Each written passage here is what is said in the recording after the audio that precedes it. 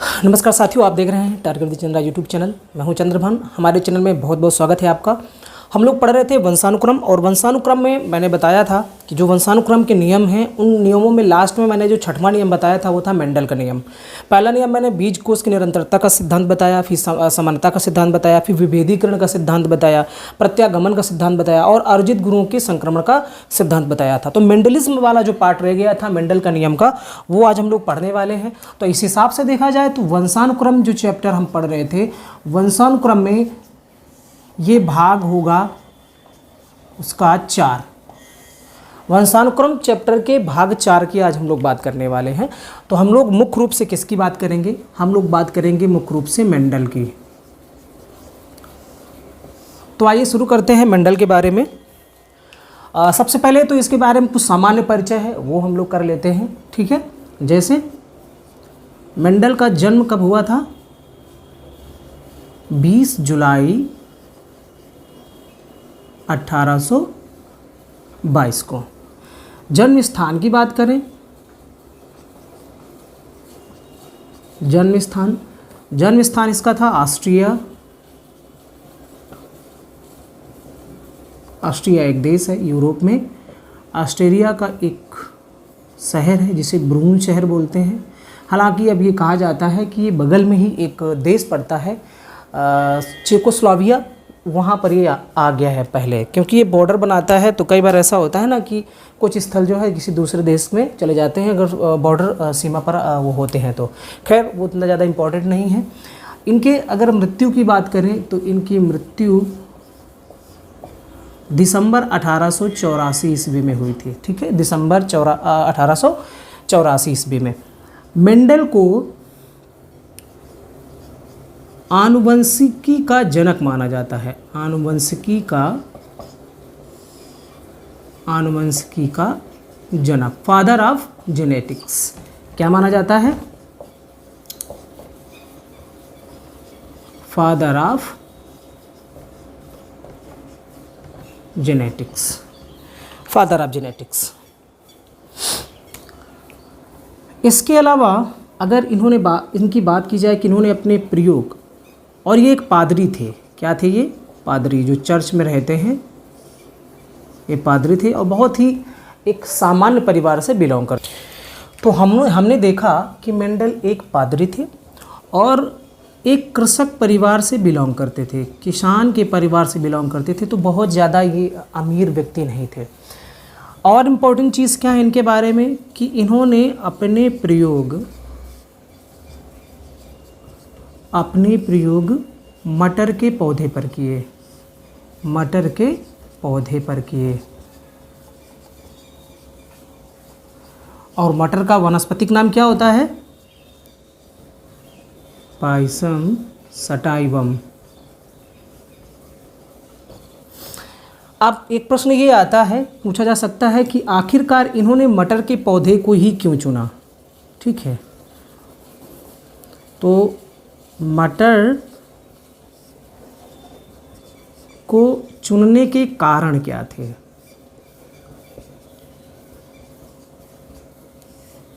देखिए, पहला कारण ये था कि मटर की एक वर्ष में 4 पीढ़ियां प्राप्त की जा सकती थी।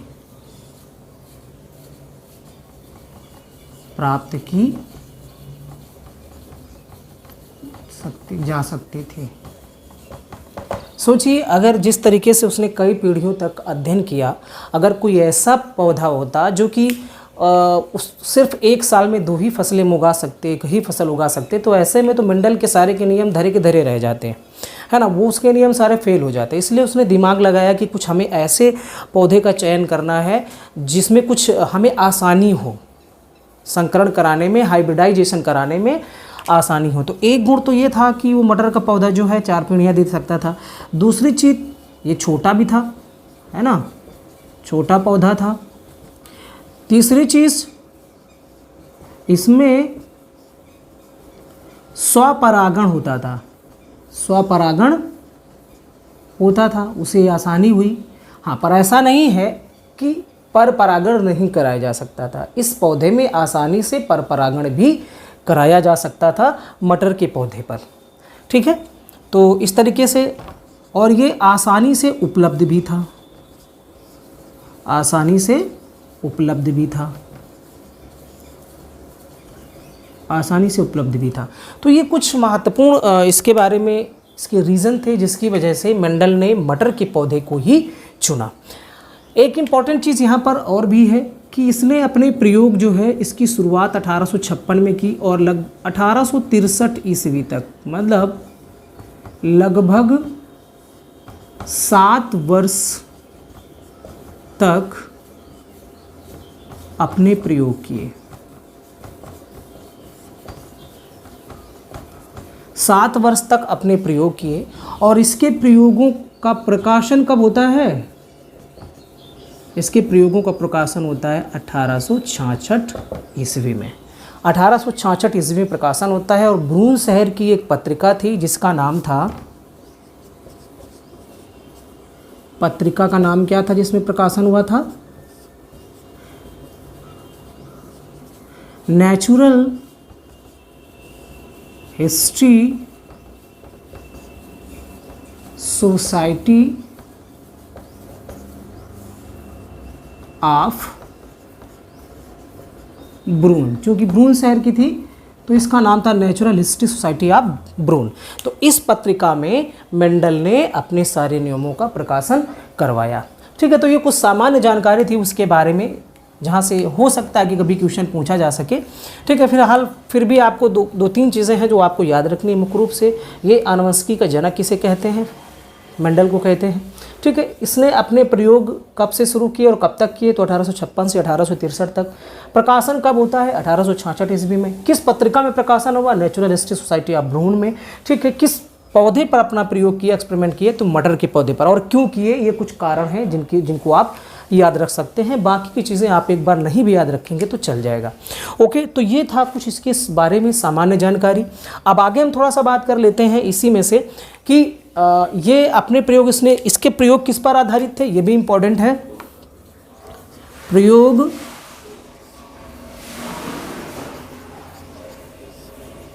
किस पर आधारित थे? तो प्रयोग जो है वो सभी के सभी जो हैं वो संकरण पर आधारित थे, संकरण पर आधारित। मतलब अंग्रेजी में क्या बोलेंगे? हाइब्रिडाइजेशन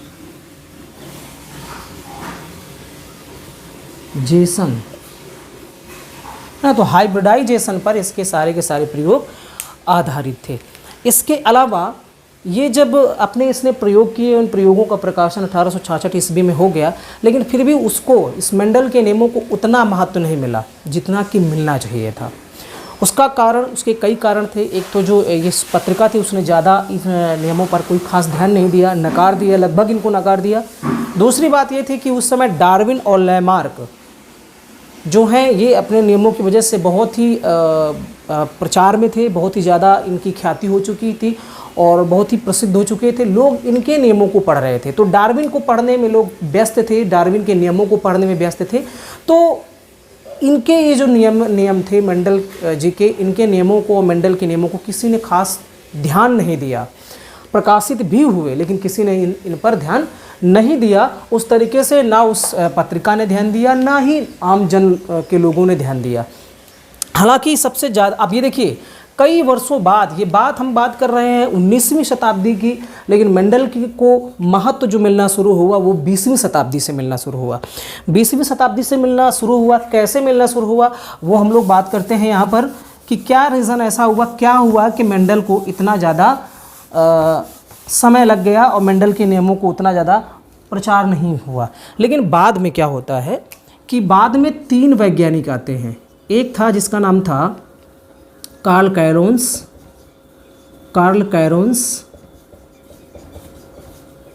ठीक है।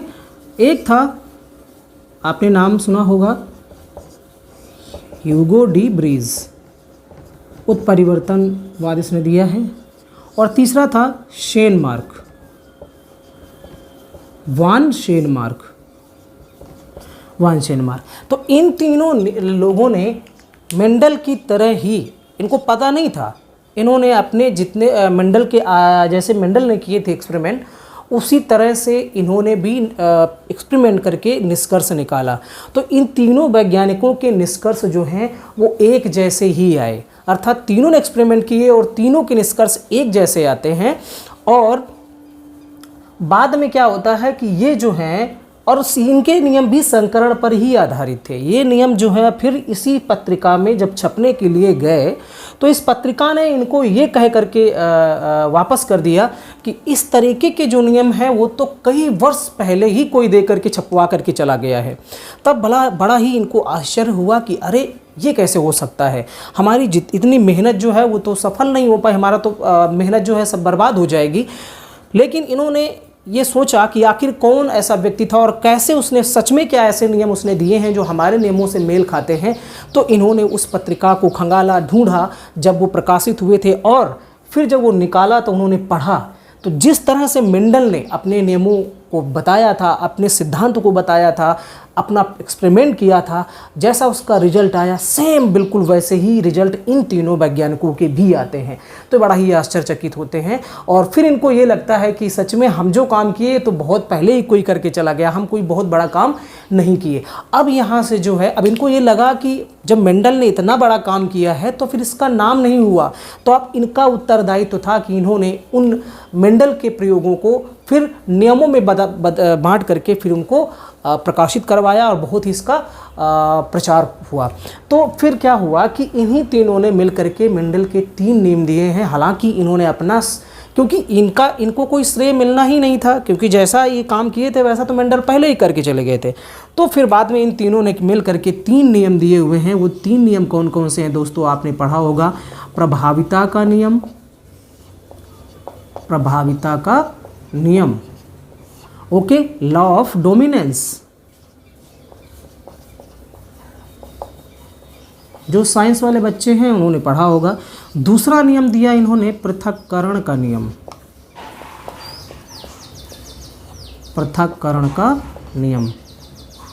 भले ही नियम इन लोगों ने दिए हों लेकिन माना जाएगा लॉ ऑफ सेग्रेशन, माना जाएगा मेंडल को ही, लॉ ऑफ सेग्रेशन। और तीसरा नियम जो था वो था स्वतंत्र अपव्यूहन का नियम, स्वतंत्र अपव्यूहन का नियम। इसको बोलेंगे लॉ ऑफ इंडिपेंडेंट असॉर्टमेंट। ये 3 मेंडल के नियम हैं, प्रभाविता का नियम, पृथक्करण का नियम और स्वतंत्र अपव्यूहन का नियम। तो अब हम लोग इन तीनों नियमों के बारे में बारी बारी से जानते हैं। आप ध्यान से वीडियो को देखते रहिए, तीनों नियमों को बहुत ही आसान तरीके से आपको बताने वाला हूं और आप कभी दोबारा भूलेंगे नहीं।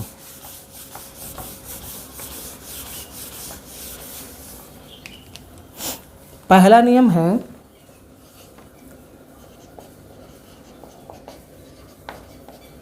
प्रभाविता का नियम,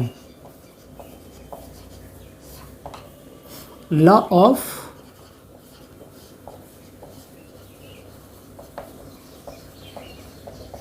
डोमिनेंस। अब प्रभाविता का नियम, अब इसने देखिए मेंडल ने इस नियम को पर एक्सपेरिमेंट जब किया था तो देखिए नियम पहले नहीं आ गया, पहले एक्सपेरिमेंट किया, उसके बाद उसको जो निष्कर्ष आया उसके बाद नियम दिया गया है, ठीक है। तो इसने क्या किया था कि शुद्ध लंबा पौधा और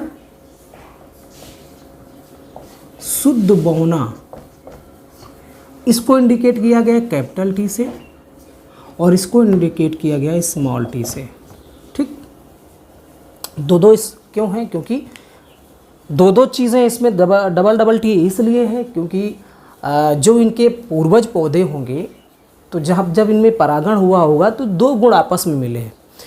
सबसे एक प्रश्न ये भी पूछा जा सकता है कि शुद्ध लंबा और शुद्ध बौना पौधा मेंडल ने कैसे प्राप्त किया, क्योंकि ज़रूरी नहीं है कि जो पौधा मंडल ने को लगा कि ये लंबा है क्या वो शुद्ध लंबा था। तो इसने क्या किया था कि शुद्ध लंबा पौधा प्राप्त करने के लिए दो लंबे पौधों के बीच में संकरण कराया। तो ऐसे में जो इसको एक पीढ़ी मिली वो शुद्ध लंबे की मिली। इसी तरह से दो बौने पौधों के बीच में जब संकरण कराया तो इसको शुद्ध बौना पौधा मिला। अब फिर शुद्ध लंबा और शुद्ध बौने में क्या होगा, संकरण होगा। यहाँ पर संकरण कराया जाएगा, हाइब्रिडाइजेशन होगा। और संकरण करने पर हमें क्या क्या चीज़ें मिलती हैं, देखिए इसका एक स्मॉल टी और इसका एक कैपिटल टी, ठीक। उसके बाद फिर इसका एक कैपिटल टी और फिर इसका एक स्मॉल टी, ये मिलेगा। फिर ये वाला एक बार इसके साथ मिलेगा और फिर इसके साथ ही एक बार मिलेगा, है ना। तो इस तरीके से जो है फिर इसके बाद ये आएगा और फिर इसके बाद ये आएगा, ये रहेगा कैपिटल टी। तो इस तरीके से जो है कॉम्बिनेशन उसको पहली पीढ़ी में, और ये कौन सी पीढ़ी होगी दोस्तों, F1 पीढ़ी, फेलियल 1 F1 पीढ़ी। मैं आपको दोस्तों बताऊं एक चीज़ इसको समझाने के पहले कि अगर आपके पास एक टी है और एक ये टी है, ठीक। अगर मैं आपसे कहूं कि इनके कितने कॉम्बिनेशन बन सकते हैं, तो देखिए यहाँ पर ये मान लीजिए कि ये जो लंबा पौधा उसने लिया था इसकी हाइट थी 6 फीट और ये जो बौना पौधा लिया था इसकी हाइट मान लीजिए 3 फीट। अब इन दोनों के कॉम्बिनेशन कितने बनेंगे, एक कॉम्बिनेशन तो बनेगा टी और टी, राइट। एक कॉम्बिनेशन बनेगा ये वाला और एक कॉम्बिनेशन बनेगा ये वाला। ये 3 कॉम्बिनेशन बनेंगे इन दोनों से 3 कॉम्बिनेशन बनते हैं। तो अब आप देखिए कि अगर इनकी लंबाइयों के बारे में देखा जाए तो ये इसमें कैपिटल टी और स्मॉल टी दोनों हैं, तो इसका 3 और इसका 1.5 मिला करके कितना हो जाएगा, 4.5। ये होना चाहिए, ये पौधा कैसा होना चाहिए, 4.5 फीट का। ये पौधा कितने फीट का होना चाहिए, 3 3 6, है ना, 6 फीट का था, तो ये पूरा 6 फीट का होना चाहिए। इसके बाद इसी तरह से अगर इसमें देखा जाए तो ये भी कितने का होना चाहिए, ठीक, इस तरह से। तो अब यहाँ पर हम देखते हैं कि ये वाला जो है होना तो ये चाहिए 4.5, लेकिन ये 4.5 नहीं बल्कि 6 फीट का पौधा ये भी प्राप्त हुआ। ये वाला जो है और ये वाला जो है 4.5 का हो गया। तो यहाँ पर ये 4.5 का ना होकर के 6 का ही होता है, अर्थात ये वाला पौधा जो है वो लंबा ही होता है। तो अब इसने यहाँ बताने की ये कोशिश की है कि यहाँ पर हम ये देखते हैं कि होना चाहिए था 4.5 फीट का, लेकिन हुआ वो 6 फीट का। क्यों? क्योंकि जो कैपिटल टी का गुण है वो क्या है कि प्रभावी हो गया है और इसने स्मॉल टी के गुण को कवर्ड कर लिया है, ढक लिया है। अर्थात किसी एक जीन ने दूसरे जीन के गुणों को ढक लिया है, कवर्ड कर लिया है। तो जिस जीन ने हेट्रोजाइगस स्थिति में, ये कैसी स्थिति है, हेट्रोजाइगस, और ये कैसी स्थिति है, होमोजाइगस। तो जिस जीन ने दूसरे जीन के गुण को कवर्ड कर लिया और अपने गुण के प्रभाव को दिखा दिया, तो उस जीन को हम प्रभावी जीन कहते हैं। अर्थात हेट्रोजाइगस स्थिति में जब एक जीन दूसरे जीन के गुणों को ढक लेता है तो उस जीन को हम प्रभावी जीन कहते हैं और इस नियम को हम प्रभाविता का नियम कहते हैं। ठीक है, अब इधर आप देखिए, यहाँ पर अब आ जाइए। तो इस तरह से हमें ये जो है कॉम्बिनेशन मिलता है इन दोनों से। ठीक है, और ये सारे के सारे जो थे पौधे वो कैसे थे, वो लंबे थे। सारे के सारे पौधे लंबे प्राप्त हुए हमें। हाँ, लेकिन लंबे कैसे, ये संकर लंबे प्राप्त हुए हैं, याद रखिएगा, संकर लंबे प्राप्त हुए हैं, क्योंकि ये शुद्ध लंबे नहीं हैं, है ना। इनके साथ शुद्ध बोने वाले का भी आधा गुण है, लेकिन हुआ ये है कि इसने अपने गुण को प्रभावी रखा है और इसके गुण को छिपा दिया है। ठीक है, इसके गुण को पूरी तरीके से छिपा दिया है, इसलिए ये जो है शुद्ध लंबा पौधा ये कैसा कहलाएगा, प्रभावी पौधा, और इसके अंदर जो जीन है वो प्रभावी जीन कहलाएंगे। तो उसने कहा कि पहली पीढ़ी में जो हमें लंबे पौधे प्राप्त हुए हैं इसमें हम प्रभाविता को देखते हैं, यहाँ पर एक जीन दूसरे पर प्रभावी रहता है। ठीक है, तो यहाँ पर कोई अनुपात नहीं मिलेगा। हालांकि आपको फंसाने के लिए एग्जाम में पूछ सकता है कि पहली पीढ़ी में कितना अनुपात प्राप्त होता है, तो यहाँ कोई अनुपात नहीं मिलता है। ठीक है, हो सकता है विकल्प में आपको 1:1:1:1 दे दे, लेकिन ये गलत है। अनुपात ऐसे नहीं होता है। ठीक है, कोई अनुपात नहीं होगा। तो इस तरीके से पहली पीढ़ी में हमें ये मिला। पहले नियम में पहली पीढ़ी में हमें इस तरीके से लंबे पौधे जो हैं, हेट्रोजाइगस स्थिति वाले जो हैं, संकर जो पौधे हैं, वो हमें लंबे वाले मिलते हैं। अब यहीं से क्या होगा कि दूसरा जो नियम है वो दूसरी पीढ़ी पर लागू होगा। हमें ये लंबे पौधे मिले हैं, तो अब इन्हीं को हम ले लेते हैं। ठीक है, इन्हीं को हम दोबारा आपस में इनका संकरण कराते हैं। तो जब आपस में इनका हम संकरण कराएंगे तो क्या स्थिति बनेगी, देखिए क्या स्थिति बनेगी। टी दोनों स्मॉल टी, इसके बाद कैपिटल टी स्मॉल टी, और उसके बाद कैपिटल टी स्मॉल टी। तो ये कॉम्बिनेशन बनता है कब, जब हम संकरण कराते हैं। और किस पीढ़ी में, दूसरी पीढ़ी में, F2 पीढ़ी में। जब F2 पीढ़ी में इस तरीके से हमने संकरण कराया तो हमें ये कॉम्बिनेशन मिला। तो आपको पता है कि ये जो है कैसा है, ये तो शुद्ध लंबा है ना, और ये वाला कैसा है, शुद्ध बौना है। ये कैसा है, ये संकर लंबा है, और ये भी लंबा है। तो यहाँ पर अनुपात अगर हम देखें तो एक अनुपात बनेगा यहाँ पर फिनोटाइप अनुपात। अगर हम पूछा जाए आपसे तो फिनोटाइप का मतलब क्या होता है, जब आकार को सिर्फ देखें, है ना, सिर्फ आकार को देखें, तो आकार के हिसाब से तो हमें 1 लंबा, 2 लंबा, 3 लंबा मिलता है ना, 3 लंबा और 1 बौना। तो ऐसे में अनुपात बनेगा 3:1। लेकिन जब हम जीनोटाइप अनुपात की बात करें, जब हम जीन को देखें, हम आकार को ना देखें बल्कि पौधे के जीन्स को देखें, तो ऐसे में हम देखते हैं कि यहाँ पर अनुपात बनेगा 1, और ये अनुपात क्या है, 2, क्योंकि 2 लंबे ये संकर हैं और 1 शुद्ध, अनुपात 1, अर्थात 1:2:1 ये बनेगा जा करके। इसको ऐसे भी कह सकते हैं 1:1:2, है ना, इस तरीके से। तो इस तरीके से हम दूसरी पीढ़ी में देखते हैं कि हमें फिर से वही चीज़, शुद्ध लंबा पौधा और शुद्ध लंबा पौधा मिल जाता है, और साथ साथ में जो संकर पौधा है हमें हाइब्रिडाइजेशन के बाद वो भी मिलता है। अर्थात जितने संभव संयोजन थे वो सारे के सारे हमें मिलते हैं, और हम यहाँ पर देखते हैं कि ये दोनों जो हैं अलग हो जाते हैं, और अलग होने की वजह से ही इस नियम को नाम दिया गया पृथक्करण का नियम। पृथक्करण का नियम समझ में आया। जब हमें पहली पीढ़ी में जिन पौधों पर शुद्ध लंबा और शुद्ध बौने पर हमने संकरण कराया था, तो हमें पहली पीढ़ी में संकर लंबे मिले। अब सभी संकर लंबे पौधे रहते हैं, तो उनका जब आपस में संकरण कराया तो हम ये देखते हैं कि शुद्ध लंबे और शुद्ध बौने पौधे जो हैं वो अलग अलग फिर हमें दिखाई देते हैं। और पृथक्करण का मतलब क्या होता है, अलग अलग। तो स्वतंत्र रूप से जब ये अलग अलग मिलते हैं तो इसे हम नाम देते हैं पृथक्करण का नियम। तो द्वितीय पीढ़ी में, दूसरी पीढ़ी में पृथक्करण का नियम काम करता है। ठीक है, अब हम बात करेंगे तीसरे नियम की।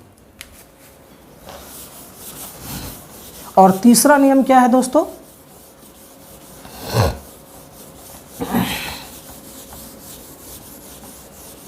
और तीसरा नियम याद रखिएगा, तीसरा नियम तीसरी पीढ़ी पे काम नहीं करेगा।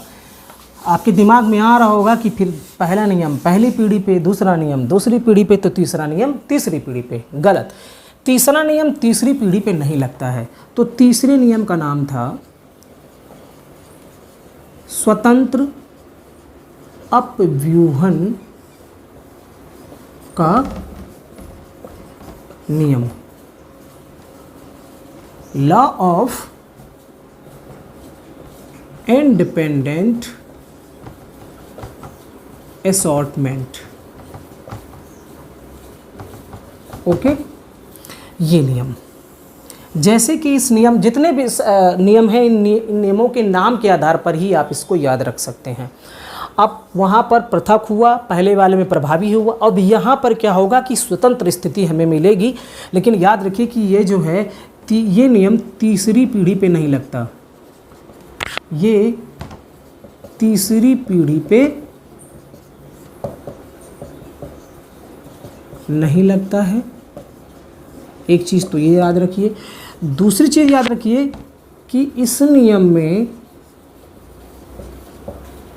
पौधे के दो गुणों का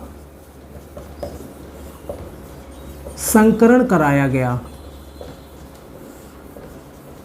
दो गुणों का संकरण कराया गया और इसीलिए इसे हम द्विसंकरण भी कह सकते हैं। अर्थात यहाँ पर उसने द्विसंकरण कराया।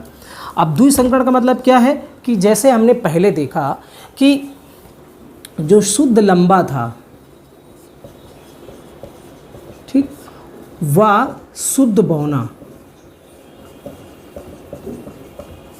इनमें संकरण कराया गया। लेकिन दोस्तों आप सिर्फ उसने देखा तो संकरण में सिर्फ लंबाई को उसने पहले ध्यान दिया, एक गुण को, लेकिन दूसरे वाले में वो कई गुणों को एक साथ देखता है। जैसे कि दूसरे गुण में वो क्या देखेगा, फूल के बारे में, क्योंकि फूल भी तो आ रहा है। तो जैसे शुद्ध लंबा था, इसका फूल कैसा था, लाल, और जो शुद्ध बौना था इसका फूल कैसा था, सफ़ेद। ठीक, तो जो बाद में जब दो गुणों को लेकर के उसने देखा, संकरण कराया, तो दो गुणों को लेकर के संकरण कराया, उसे द्विसंकरण कहते हैं। ठीक है, और इसमें जो है, इसमें 9:3:3:1 का अनुपात प्राप्त होता है। याद रखिए, तीसरे नियम में 9:3:3:1 का नियम, ये जो अनुपात है वो प्राप्त होता है। और इसमें क्या है कि एक प्रभावी जीन दूसरे प्रभावी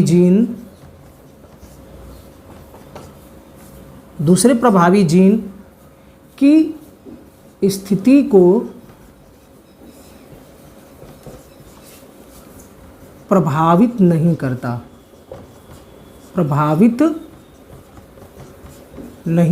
है। दोनों गुण स्वतंत्र रूप से अलग अलग दिखते हैं और संभावित सभी संयोजन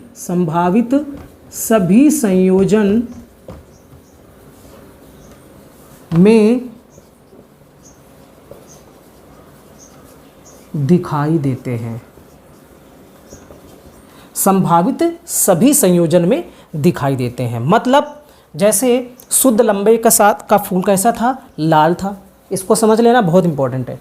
शुद्ध लंबा का फूल लाल था, शुद्ध बौने का फूल सफ़ेद था। जब दो गुणों को एक साथ संकरण कराया गया तो हम ये देखते हैं कि लाल, शुद्ध लंबा लाल तो रहेगा ही एक पौधा, मतलब यहाँ क्या रहेगा, शुद्ध लंबा व फूल लाल। ये तो उसके साथ पहले से ही था। लेकिन दूसरे हम ये स्थिति देखते हैं कि इसी शुद्ध लंबे के साथ, शुद्ध लंबा प्लस इसमें हम सफ़ेद फूल देखते हैं। हम ये भी देखते हैं कि बौने के साथ बौना प्लस लाल फूल, और हम ये भी देखते हैं कि बौना के साथ प्लस सफ़ेद फूल जो कि था। तो अब यहाँ पर हम ये देखते हैं, इस नियम का अर्थ ही यही है, स्वतंत्र अपव्यूहन नियम, स्वतंत्र अपव्यूहन का नियम। मतलब एक प्रभावी गुण जो है दूसरे प्रभावी गुण को कवर्ड नहीं करता, स्वतंत्र स्थिति में वो जाता है। जैसे शुद्ध लंबे का फूल जो लाल था, वो लाल का जो गुण है वो अपने आप को स्वतंत्र स्थिति में रखता है। ऐसा नहीं कि वो सिर्फ लंबे के साथ जाएगा, सिर्फ संकर लंबे के साथ या शुद्ध लंबे के साथ ही लाल फूल होगा, नहीं, वो बौने के साथ भी जाता है। देखिए बौने का फूल जो है, बौने पौधे का फूल भी लाल निकलता है, और बौने फूल का पौधे का जो है फूल सफ़ेद भी निकलता है, अर्थात जितने प्रकार के संभावित संयोजन हो सकते थे वो सारे के सारे संयोजन हमें दिखाई देते हैं, स्वतंत्र स्थिति में दिखाई देते हैं। ठीक है, मतलब कहने का आप समझ गए होंगे कि बौने पौधे का फूल सफ़ेद जरूर था, तो ये सफ़ेद फूल का जो गुण है बौने के साथ ही नहीं रहा बल्कि लंबे के साथ भी गया और स्वतंत्र रूप से वो गया, और इसीलिए इस नियम का नाम है स्वतंत्र अपव्यूहन का नियम, लॉ ऑफ इंडिपेंडेंट असॉर्टमेंट। ठीक है, तो ये थे 3 नियम मेंडल के। कुछ इंपॉर्टेंट बातें मैं आपसे कर लूँ कि इनका वास्तव में मेंडल के नियम का क्या महत्व है। तो सबसे पहला महत्व दोस्तों किसानों के लिए एक महत्व है कि किसान शुरू बहुत पहले की अगर बात करें 20-30 साल पहले, तो लोग किसान जो हैं बीज बो करके उस बीज को फिर दोबारा रखते थे और फिर उसको बो देते थे। ठीक है, तो ऐसी स्थिति में उनको जो है पैदावार तो कम होती थी, लेकिन ये है कि उस बीज को दोबारा बो सकते थे, उसको अलग से खरीदने की ज़रूरत नहीं पड़ती थी। मतलब कहने का प्रथम पीढ़ी में जो हमने देखा था, प्रथम पीढ़ी में क्या हुआ था कि पहली पीढ़ी में हमें 3 लंबे मिले थे, 3:1 का अनुपात था ना, 2 कैसे थे, संकर लंबे, एक शुद्ध लंबा और एक बौना। तो यहाँ पर हम 3 लंबे पाते हैं, 1 बौना पाते हैं, मतलब 1/3 नुकसान होता है, ज़्यादा नुकसान नहीं होता है। तो कम से कम हम एक बीज को, पहली पीढ़ी के बीज को दोबारा बो सकते थे। ठीक है, लेकिन अब वर्तमान में क्या हुआ है कि जेनेटिक इंजीनियरिंग कर करके जो बड़ी बड़ी कंपनियां हैं जो बीज का उत्पादन करती हैं, और आपने देखा होगा कि किसान जो है हर बार नया बीज ला करके बोते हैं, है ना। तो जब वो कंपनी आई और कंपनी ने जब बीज दिया तो किसानों ने क्या किया कि पहले तो ये दिमाग लगाया उन्होंने कि वो बीज ला करके बो दिए और दोबारा उन्हीं बीजों में से जो लंबे पौधे थे, जो अधिक पैदावार वाले पौधे थे, उन पौधों के बीजों को इकट्ठा किया और उसके बाद पुनः बो दिया। तो इस तरीके से दोबारा बीज लेने की उसको आवश्यकता नहीं पड़ती थी, फिर कभी तीसरी बार जाएगा बीज लेने। लेकिन जब ये बात कंपनियों को पता चली, उनको नुकसान होने लगा, तो उन लोगों ने जेनेटिक इंजीनियरिंग करके क्या किया कि इस तरह की प्रजाति को उत्पन्न किया कि अब उस बीज को एक बार ही बोएंगे, दोबारा अगर आप बोएंगे तो वो फिर जो है वो फल नहीं देगी, फूल नहीं देगी, हो सकता है वो फसल उगे ही ना, उगने से ही मना कर दे। तो इस तरीके से किसानों के साथ बहुत बड़ा दुर्व्यवहार हुआ। बड़े बड़े बिजनेसमैन लोग पैसा कमाने के लिए किसानों के साथ इस तरीके का अत्याचार किए, और इसीलिए उस दौरान शुरू में बहुत सारे किसानों ने आत्महत्याएं भी की थी। ये बहुत बड़ी घटना है। ठीक है, तो आप देखते हैं हम लोग कि हर बार बीज बोने के लिए हम बाजार जाते हैं, और यहाँ तक आप सब्जियों के बीजों की बात करें तो सब्जियों के बीज कितना ज़्यादा महंगे आते हैं, और हर चीज़ जो है इस समय आप हाइब्रिड देखते हैं, क्योंकि किसान भी चाहता है कि ज़्यादा से ज़्यादा पैदावार हो, और ज़्यादा से ज़्यादा पैदावार करने के लिए उसको नए बीज खरीदने पड़ते हैं। और ये नए बीज जो हैं कैसे बनते हैं, मेंडल के इसी संकरण के नियम के आधार पर 2 प्रकार की प्रजातियों में संकरण करा करके एक तीसरी प्रकार की प्रजाति पैदा की जाती है, और उसको बो करके देखा जाता है कि सच में उसकी पैदावार, उसकी किस्म कैसी है। तो बीजों की उन्नत किस्म को बनाने के लिए भी हम मेंडल के नियमों का इस्तेमाल करते हैं। तो ये एक बहुत बड़ा महत्व है। आज आप देखते हैं तरबूज हो, आज आप देखते हैं लौकी हो, आप देखते हैं यार कोई भी सब्जी हो, तो वो सब्जियों में देखते हैं कि बहुत जल्दी उनका उत्पादन होता है, कम समय में अधिक मात्रा में उत्पादन होता है। भले उसमें न्यूट्रिशन की मात्रा कम हो, लेकिन वो जल्दी से उगती हैं। चाहे वो धान की खेती ले लीजिए, चाहे वो गेहूं की खेती ले लीजिए। हम जब बाजार जाते हैं बीज की दुकान में, तो हम वहाँ से संकरित जो बीज हैं उन्हीं को लेकर के आते हैं। तो ये और इसका योगदान, ये जो मेंडल के नियमों का योगदान है, अगर हम भारत की बात करें तो हरित क्रांति जो हुई थी 1866-67 में, उसमें बहुत बड़ा योगदान था। क्योंकि गेहूं सबसे ज़्यादा जो प्रभाव है, सबसे ज़्यादा उन्नति हम गेहूं में देखते हैं कि गेहूं बहुत ज़्यादा पैदा हुआ था। दूसरा जो फ़ायदा हुआ था वो धान की खेती को हुआ था, हालांकि पहला सबसे ज़्यादा फ़ायदा गेहूं की फसल को हुआ था। पश्चिमी उत्तर प्रदेश और पंजाब और हरियाणा जो है, इनको सबसे ज़्यादा हरित क्रांति में फ़ायदा हुआ था। तो यहाँ पर भी क्या किया गया था कि हाई यील्डिंग वैरायटी, जो अधिक पैदावार वाली किस्में हैं, उनको संकरण करा करके पैदा किया गया था। नई नई उन्नत किस्मों की को बनाया गया था संकरण के माध्यम से, और फिर एक हरित क्रांति हम देखते हैं अपने देश में। तो हरित क्रांति में भी मेंडल के इन नियमों का बहुत बड़ा योगदान है।